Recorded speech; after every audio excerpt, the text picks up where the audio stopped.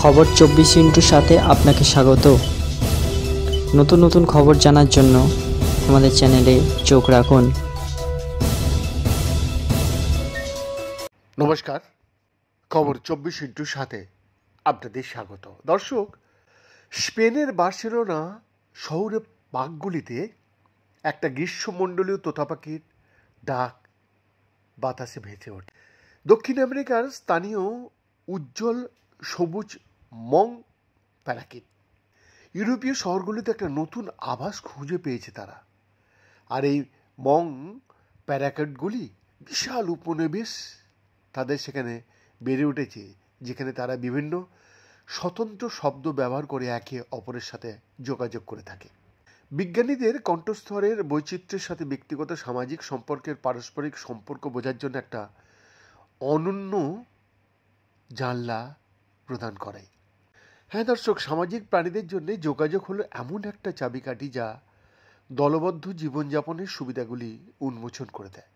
হ্যাঁ, এটা সুপরিচিত যে জটিল সামাজিক জীবনযাপনকারী প্রাণীদের যোগাযোগের আরও জটিল উপায় থাকে। তবে ডলফিনের ক্লিক এবং বাঁশি থেকে শুরু করে প্রাইমেটদের ডাক পর্যন্ত, যদিও এই ধরনটি অনেক প্রজাতির মধ্যে ব্যাপকভাবে পাওয়া যায়, তবুও বন্য তোতা পাখিরও একটা নতুন গবেষণায় পৃথক পাখির সামাজিক ও কণ্ঠস্বর জীবনের গভীর অনুসন্ধানে অনেক কিছু পাওয়া গিয়েছে।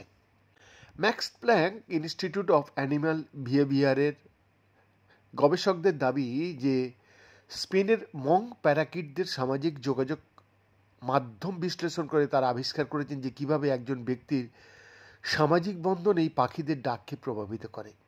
এই গবেষণার ফলাফল রয়্যাল সোসাইটি ওপেন সায়েন্স জার্নালে প্রকাশিত হয়েছে। এমপিআই এবং এবি বিজ্ঞানীরা 2 বছর ধরে বেশ কয়েক মাস যাবৎ 337টি সন্ন্যাসী প্যারাকিটকে নিবিড়ভাবে পর্যবেক্ষণ করে তাদের সামাজিক জীবন লিপিবদ্ধ করেছেন এবং তাদের সমস্ত চিৎকার, ঝাঁকুনি এবং বাঁশি রেকর্ড করেছেন, যার মোট সংখ্যা ছিল 5599টি।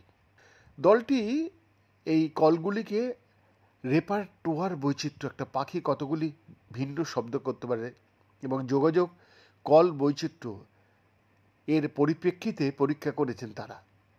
তারা পাখিদের সামাজিক নেটওয়ার্কগুলিকে বা নেটওয়ার্কগুলির মানচিত্র তৈরি করেছেন।